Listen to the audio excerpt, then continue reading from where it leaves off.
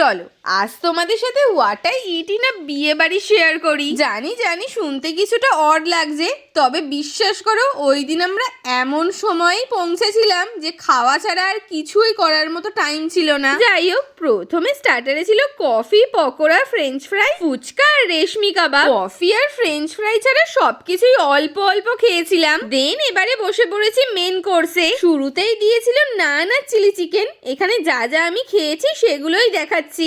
এরপর বিরিয়ানি আর চিকেন চাপ প্রচন্ড ভালো খেতে ছিল দুটোই। দেন সন্দেশ আর নলেন গুড়ের রসগোল্লা অসাধারণ খেতে ছিল, তবে একটাই খেতে পেরেছি। সব খাওয়া দাওয়া কমপ্লিট করে এবার এসেছি একটু পানের স্টলে।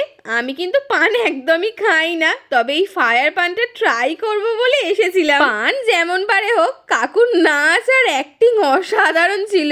আবার এখান থেকে আমি একটা গোলাপও পেয়েছি। So that's it for today. Do like and subscribe for more.